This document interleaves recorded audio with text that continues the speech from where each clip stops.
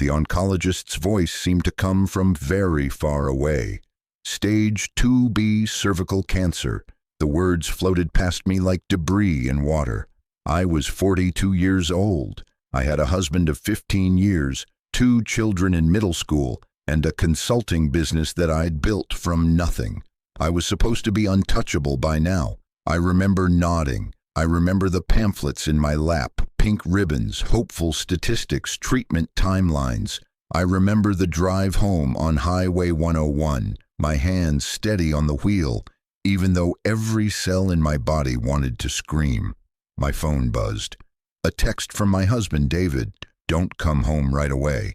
I need to talk to you about something important." I should have known right then. Later, I'd realized that my oncologist had called him the moment they diagnosed me. I'd listed him as my emergency contact. The universe, it seemed, had given him a gift. My worst day wrapped up in a perfect excuse. "My name is Sarah Chen. This is what happened when I decided that if David wanted to leave, he would do it on a very expensive timeline." I sat in a coffee shop for 2 hours, Starbucks on 3rd Avenue, decaf latte that I never touched. My oncology folder was still in my bag, the diagnosis papers rustling every time I moved. Outside, it was a perfect September afternoon, the kind of day where normal people had normal problems.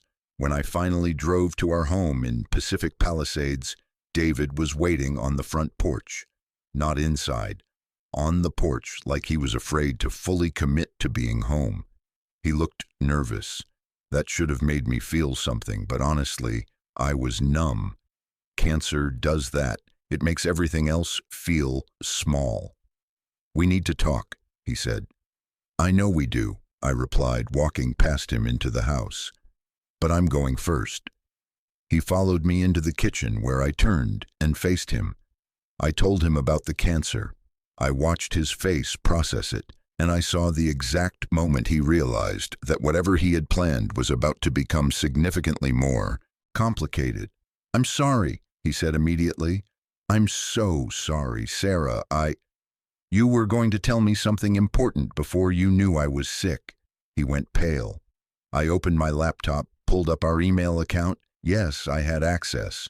We'd shared passwords for over a decade, and I showed him the message I'd found 3 weeks ago when I was looking for the confirmation code from my lab work. "David, I've reviewed the preliminary documents for your situation. My recommendation is to move quickly before any major health complications arise that might complicate asset division. How soon can we meet?" It was from James Patterson, a divorce attorney in Century City. The email was dated 3 weeks prior. I'd never said anything. I hadn't even confronted him. I'd just watched. "How long?" I asked him. My voice didn't shake. I was shocked at how steady it was. "Sarah, it's not—" "How long?" He sat down at the kitchen table like his legs had stopped working. 6 months. 6 months. I'd been planning a surprise trip to Cabo for our anniversary. I'd taken a smaller project load at work because I wanted more family time. He'd been planning an exit strategy. "Is there someone else?" He didn't answer. He didn't have to. "And you were going to serve me papers today, before I went to the doctor?" "I didn't know you'd gotten results yet," he said weakly. "The appointment wasn't supposed to be until next week." Oh, so he checked my calendar. He'd known approximately when I'd get my diagnosis. He'd just miscalculated for a few days. "I need to call our children," I said. "Unless you want to tell them that their mother has cancer and you've hired a divorce attorney the same day?" He flinched. "Don't do that." "Don't do what?" "Be honest about your timeline." "Sarah, I still care about you. This isn't personal." I stood up and walked out of the kitchen. I didn't slam a door. I didn't cry. I went upstairs to my home office, locked the door, and opened my secure file storage. 3 weeks ago, I had not only found the email to the divorce attorney, I had also called that attorney's office and made an appointment. I'd walked into James Patterson's office on a Tuesday at 3 p.m. with my phone recording in my purse. I'd said I was a potential client considering divorcing my husband. I'd asked him detailed questions about asset division, discovery processes, and the financial exposure he'd already discussed with my husband, David Chen. James Patterson, who apparently had no idea that I might have access to his client's emails, had been very forthcoming. He'd told me that David had already transferred roughly $180,000 into a separate account, that David had downplayed his income on their most recent tax filing, that David had moved assets into an account held by his business partner to obscure them from marital discovery. He'd been boasting about his strategy, apparently confident that I would never find out. I'd taken extensive notes. I'd asked about my rights. I'd inquired about the strengths and weaknesses of his position. And then I thanked him for his time and left. It took everything I had not to smile at him on my way out. Let me tell you about the first 15 years. David was a handsome man when we met.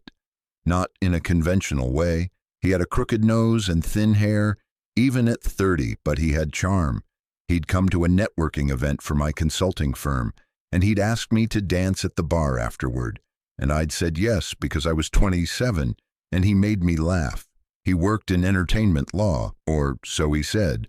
More accurately, he took entertainment law cases that other, more successful attorneys had turned down. He was ambitious in the way that men often are. He talked about his potential rather than his accomplishments. He had big plans, ideas, connections that hadn't quite materialized yet. I didn't see the warning signs because I was too busy creating my own ones. I'd started my consulting business on a credit card and an idea. I worked 70-hour weeks. When we got married 6 years later, we did it small, a courthouse ceremony and dinner at Nobu. I was too busy building something to plan a wedding. When our first child was born, I took 6 weeks off. When our second came along 3 years later, it took 8 weeks. David was furious about the second pregnancy, as it turned out later. He'd mentioned it once, years down the line, during an argument. You knew we were supposed to be traveling more. You knew the firm was about to pick up major clients. The firm never did pick up those major clients, by the way, but I did. My consulting company grew. I specialized in financial restructuring for mid-sized tech companies navigating acquisition. I was good at it. Within 5 years, I had a 7-figure income. Within 10, I had 2 offices and a reputation. During all of this, David was still taking cases, smaller ones. He claimed it was by choice, that he didn't want the stress of a big practice, but I knew better. I could see the frustration in the way he checked his phone, the way his jaw tightened when I mentioned a successful project. He wanted what I had. He particularly wanted it to be his. When we bought the house in Pacific Palisades, a $2.4 million house that I qualified for entirely on my own, David insisted his name be on the deed equally. I was pregnant with our second child. I was exhausted. I said yes. When my business took off, he suggested we incorporate it differently, move it to an LLC structure where both our names appeared. For tax purposes, he said. I'd consulted with a CPA who said it didn't matter much either way. I was tired. I said yes. When I started making serious money, David asked to come work as an office manager at my firm. He'd burnt out on law, he said. He wanted to be part of something growing. I desperately wanted to believe that he was interested in supporting me, not in securing access to my accounts. I said yes. For 13 years, I said yes. He didn't contribute financially. In fact, he withdrew roughly $80,000 a year from our joint account for expenses. He didn't contribute significantly to childcare. I had nannies and housekeepers for that, paid from my income. He attended 1 school event per child per school year. He was reliable in the way a piece of furniture is reliable, present but inactive. And I told myself this was enough. He was my husband. He was stable, at least, if not ambitious. He didn't cheat, or so I thought. He didn't drink excessively. He showed up, even if he showed up mostly to benefit himself. I'd built a career on finding inefficiencies in financial systems and rooting them out. It took me 15 years to apply that skill to my own marriage. 3 weeks before my cancer diagnosis, I'd been cleaning out David's desk. He had one in my home office that he used to handle business matters.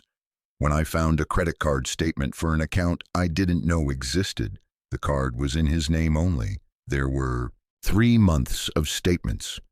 There were charges at hotels, restaurants I'd never been to, jewelry stores.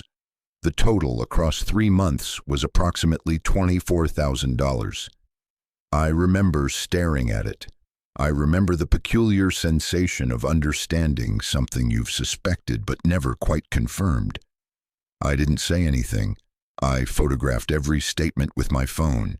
I logged into our main banking portal and found that $180,000 had been transferred to a separate account 6 months prior. I traced the routing number. He'd opened the account at a different bank. He'd made it sole proprietor. I called a friend who worked in private investigation. I asked her hypothetically, let's say you suspected your spouse of financial infidelity. What would you do? She told me to hire a forensic accountant. She gave me a name. I called that forensic accountant the same day. She came to my office on a Friday when David was home. We spent 4 hours pulling every financial thread we could find. Bank statements, business account transfers, credit cards in his name, transfers to his business partner, who, she discovered, was his girlfriend, his business partner of 8 months. A 32-year-old graphic designer named Melissa, who worked in the creative field and had somehow needed approximately $65,000 in business loans from David that were never documented or repaid. The forensic accountant was very professional about it. She didn't say, "I'm sorry," or "men are the worst." She just documented everything and sent me a 47-page report with an executive summary that basically translated to, "Your husband has been systematically moving marital assets to obscure their location and value." I'd read it once, slowly, and then I'd call her back. "What are my options?" I asked. She recommended several attorneys, but she also said something else. "Before you move, I'd suggest consulting with an attorney about how much your husband actually knows about what he's done. There are statutory deadlines involved here. The earlier you move, the better your position." So that was when I'd made the appointment with James Patterson. Not to hire him, I knew better than to use David's attorney, but to understand what he'd already told my husband, to understand the shape of the lie. And when I left that office, I had a clear picture of what David believed to be true about his position. He believed I was unaware. He believed he'd hidden the money effectively. He believed the divorce would be straightforward, that I'd be caught off guard, that I'd be emotional and therefore disadvantaged. He believed that his attorney had given him good advice. He did not believe that I'd actually spent the last 3 weeks documenting his theft while maintaining a perfect appearance of ignorance. He did not believe I'd continue that appearance for another 3 weeks, through my cancer diagnosis, waiting for the precise moment to strike. In the 2 weeks between my cancer diagnosis and when I actually acted, I did 3 things. First, I hired my own attorney. Not just any attorney, the best matrimonial lawyer in Los Angeles, Michelle Hartley. She'd represented half the power couples in the city. She was known for being absolutely merciless in discovery. I met with her in her office in Century City on a Friday morning. I wore a wig. I told her I was considering a divorce from a spouse who had been conducting financial infidelity. I showed her the forensic accountant's report. She read it in silence for about 5 minutes. Then she looked at me over her reading glasses. "How much of this does he know you know?" "None," I said. "He thinks I have no idea." "Perfect," she said, and I will never forget the smile on her face. It was the smile of someone about to play chess against someone who thought they were playing checkers. "Here's what we're going to do. What we were going to do was this. We were going to file for divorce first, not because I was in a hurry, but because being the filing party meant I controlled the narrative and the timing. Michelle explained that if David filed first, he'd get to tell his story to the judge first, and judges, much as they tried not to, are influenced by what they hear first. Second, we were going to do something called an immediate temporary restraining order. This was a court order that would freeze all of David's access to joint assets the moment the filing was made public. Won't he see it coming? I asked.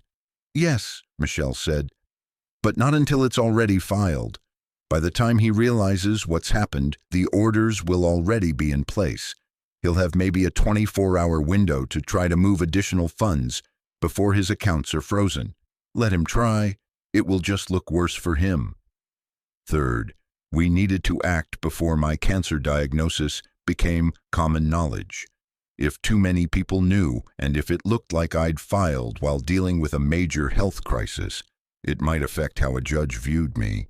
I'd seem desperate, emotional, like I was acting from a place of hurt rather than from a place of careful planning. People underestimate the power of looking like you've gotten there through logic rather than emotion, Michelle said.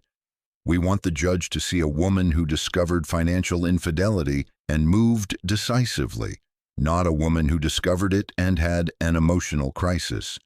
I appreciated her honesty about that. No performance of female victimhood, just clean strategy.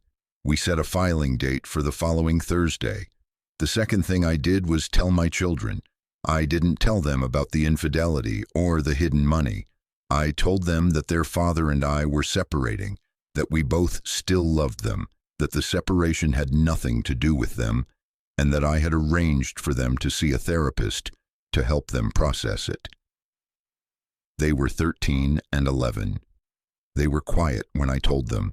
My oldest, Jennifer, asked if it was because of his girlfriend. I should have been shocked that she knew, but I wasn't. Children see more than we give them credit for. Yes, I said, but that's not your responsibility to manage. That's an adult problem. Your responsibility is to take care of yourselves and let me take care of you. My youngest, Marcus, asked if we'd still go to his soccer tournaments. Yes, I promised. I will be at every single one. I meant it. The third thing I did was contact my medical team. I had 3 surgeries scheduled, a radical hysterectomy, chemotherapy, and radiation. I would be in active treatment for approximately 6 months.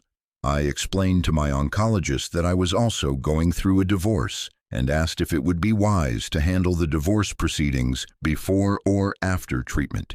She was matter of fact. Before. Do it before. You don't want the stress of a divorce hanging over your treatment. You want to be able to focus on healing. So Michelle moved the filing date up. We'd file on Tuesday instead of Thursday. Monday evening, I told David that I wanted to separate. I didn't tell him I'd filed the paperwork already. That would have been filed at 9 a.m. the next morning, but he didn't know that. I just told him that I couldn't continue in a marriage where he was emotionally involved with someone else, that the infidelity had broken something, and that I wanted to move forward separately. He cried. He actually cried. This is because of Melissa, he said. I know it is. But Sarah, we can work through this. It was just a mistake. She meant nothing. You've given her $65,000, I said quietly. His face went white. Not because he'd moved money. I think he almost expected that I might find out about that. But because I knew the specific amount. Because his attempt at a secret was so transparently exposed. How did you? I have a forensic accountant, I said. I've known for 3 weeks. You've known? His voice became very small. For 3 weeks, and you didn't say anything? What would I have said, David? Please stop moving money. That belongs to both of us. We both know you wouldn't have listened. He stood up and walked into the living room. I followed him. He was shaking. You can't do this, he said. Not while you're dealing with cancer. That's cruel. You filed an appointment with a divorce attorney knowing I was having a cancer diagnosis the same day, I replied. My voice was steady. So let's not talk about cruelty. I didn't know about the cancer. You knew the appointment was happening. You knew the timing. You were waiting for that call from my oncologist to tell you whether you needed to move even faster. He didn't respond. He just stood there, looking at a man I realized I'd never actually known. The next morning at 9 a.m., Michelle filed a petition for divorce. She filed simultaneously with a request for a temporary restraining order that would freeze all of David's access to joint assets. She filed a motion to require full financial discovery, meaning David would be legally required to disclose every account, every transfer, every hidden payment. At 9:15 a.m., the documents were served to him at home. I watched his face as he read them. I was there. Michelle had advised me to be present but silent, to watch how he reacted to being cornered. He got to the part about the TRO, and something in him snapped. "You bitch," he said, just like that, like the word had been sitting in his mouth waiting to come out. "You fucking bitch, you're going to destroy me." "I'm not destroying you," I said quietly. "You did that yourself. I'm just documenting it." He grabbed his phone. I knew he was calling his attorney. I waited for him to realize, truly realize, that he'd been outsmarted. "James," he said when someone answered. "James, my wife just filed. She's frozen all the accounts. How is this possible? How did she—" He stopped talking. I could hear James Patterson's voice, very faint on the other end of the line. The expression on David's face shifted. He looked confused, then betrayed. Then I was terrified. "You told her what?" he said. I found out later what had happened. When Michelle had filed the paperwork, she'd included a detailed accounting of David's financial infidelity. Included in that accounting was a reference to a conversation with James Patterson in which David had allegedly disclosed his strategy. James Patterson, listening to David panic, had realized that he might have made a grave error in judgment, that his client might have been attempting to conceal information from his spouse, that he might be liable if the court found out he'd been complicit in hiding assets. And so he did what attorneys often do when they realize they might be personally exposed. He got very quiet and very careful. "I need to speak with you in person," he told David, "not over the phone." That was on Tuesday morning. By Tuesday evening, David had a new divorce attorney, a much more expensive one who immediately contacted Michelle to discuss the hidden assets and recommend that David come clean before the judge found out through discovery. It takes approximately 90 days for a forensic accountant to do complete financial discovery in a high net worth case. David's attorneys understood that if we went that route, every transfer, every loan to Melissa, every hidden account would be exposed in the most public and humiliating way possible.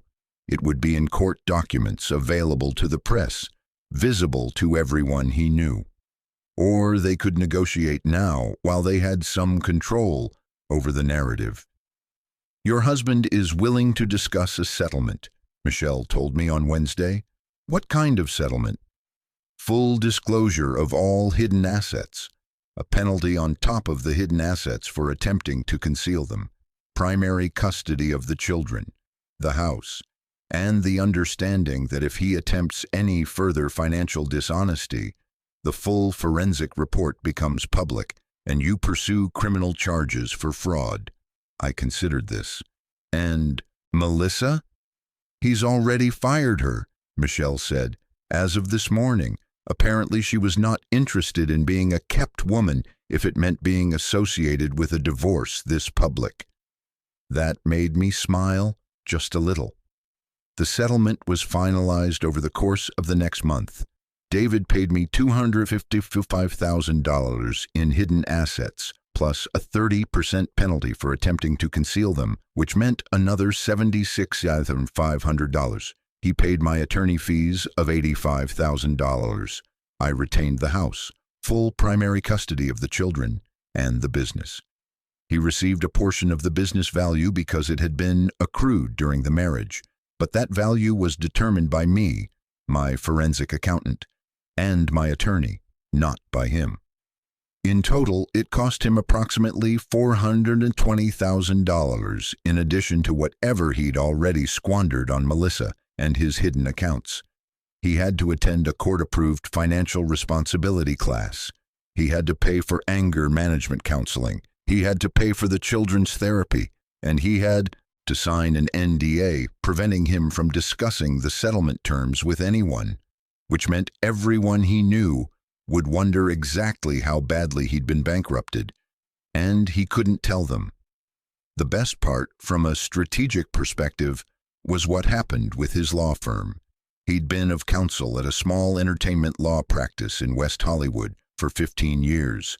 When the managing partner found out about the divorce, he was remarkably unsympathetic. "You attempted to hide assets during a marriage," the partner told him. "That reflects poorly on the firm's judgment and integrity. We're going to need you to resign your position." David tried to argue that it was a personal matter. The partner was unmoved. "A personal matter with potential legal implications that reflect on us. Find another firm." He couldn't. No entertainment law firm in Los Angeles would take him. Everyone knew. The legal community is small and gossipy. By the end of the month, he was looking at solo practice or moving out of state. He chose to move out of state. He took a position in Phoenix. He saw the children 1 weekend a month. I had my surgery 3 weeks after the settlement was finalized. The hysterectomy went well. The pathology came back with good margins, meaning they'd removed the cancer completely with clear borders around it. The chemotherapy was brutal. 6 rounds over 4 months. I lost my hair. I was nauseous. I spent weeks feeling like something inside me was actively dying, which I suppose something was. Cancer cells are determined to survive, and chemotherapy is determined to kill them. It's a war inside the body. But I had something that made it bearable. I didn't have to worry about money. I didn't have to worry about my children's stability. I didn't have to wonder if my husband was cheating while I was sick. I didn't have to manage his emotions or feel guilty about my illness's impact on his life. There's a particular kind of peace that comes from being alone by choice. During my second round of chemo, I was sitting in the infusion center, a cheerful place with windows and volunteers handing out snacks and magazines, when another woman sat down next to me. She was maybe my age, maybe older. She was angry. I could see it in the way she held her jaw. "Is this your first?" she asked me. "No, second round. You?" "First. I'm furious," she said. "My husband left me 3 months ago. Said he couldn't handle watching me go through this. So I'm doing this alone." I listened to her talk about it, about the fear and the rage and the loneliness, and when she was done, I told her something. "You're not alone," I said. "You're actually more free than you've been in years. Your body is going to rebuild itself. Your life is going to rebuild itself, and you get to decide what it looks like." "Doesn't feel like freedom," she said. "It will," I promised. "When you're on the other side of this, you'll understand. Being abandoned while you're sick is the best gift some people can give you." She didn't believe me then, but she wrote down her email, and 6 months later, when she'd finished treatment and her hair was starting to grow back, she wrote to me to say I was right. 18 months after my diagnosis, I was cancer-free. The follow-up scans were clear. The oncologist, my same oncologist who delivered the diagnosis on what turned out to be the worst, best day of my life, told me that my prognosis was excellent. "You did everything right," she said. I almost laughed. If only she knew. David, meanwhile, was struggling in Phoenix. His solo practice wasn't thriving. He'd attempted to contact the children multiple times outside of scheduled visits and had been shut down by them. Jennifer, now 15, had made it clear that she wasn't interested in maintaining a relationship with someone who'd abandoned her mother during her worst health crisis.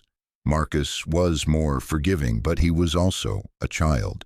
He saw his father one weekend a month because a court order mandated it, not because he wanted to. I never badmouthed David to them. I never told them about the hidden money or the infidelity or the fact that he'd planned to divorce me the day I got cancer. I let them come to their own conclusions about who he was based on his actions. That was, in my opinion, the more mature approach. 6 months after my cancer-free diagnosis, the divorce was finalized. There was nothing left to fight about. Everything had already been settled. The judge signed the papers, and it was done. I remember sitting in the courthouse hallway afterward with Michelle. She was organizing her files. "You know what the most interesting thing about this case was?" she asked me. "What?" "You never got angry, not once. Not when you found out about the infidelity, not when you found out about the hidden money, not even when you were sitting in the oncology ward getting chemo, and he was off making a new life with his graphic designer girlfriend. You just moved." "I was angry," I said. "I was just angry in a way that was useful." She smiled. "Exactly. Most people waste their anger. You monetized yours." 3 years later, I was thriving. My consulting business had expanded. I'd opened a second office. My cancer had not returned. My children were healthy and happy. Jennifer was in college on a full academic scholarship. Marcus was in his final year of high school, excelling in academics and sports. I'd gone on a few dates. Nothing serious yet, but I wasn't looking for serious. I was looking for someone who could be present without needing to be the center of everything. David, I learned through the grapevine, had remarried a woman in Phoenix. He was still in solo practice. He'd attempted to increase his custody time with the children 3 times, and each time had been denied because the children themselves requested that the arrangement remain as is.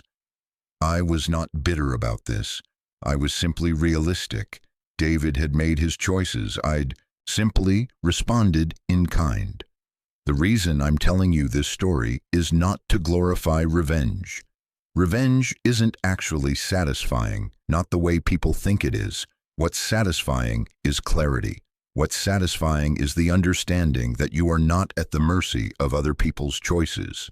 What's satisfying is discovering that when someone tries to screw you, you've already 3 steps ahead with documentation, strategy, and a team of professionals ready to execute. The cancer was real, the rage was real, the grief was real, but so was the planning, and the planning is what changed everything. If you're watching this and you suspect that someone in your life is being deceptive about money, or if you're in a relationship that's starting to feel unstable, here's what I wish someone had told me earlier. Don't confront it until you're ready. Don't accuse until you have documentation.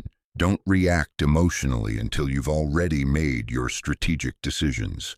Stay calm, stay quiet, stay 3 steps ahead. And when you move decisively. Thank you for watching. If this story resonated with you, please like and subscribe. And I'd love to know, where are you watching from? Drop a comment below with your location and your thoughts. I read every single comment and they mean everything to me. I'll see you in the next one.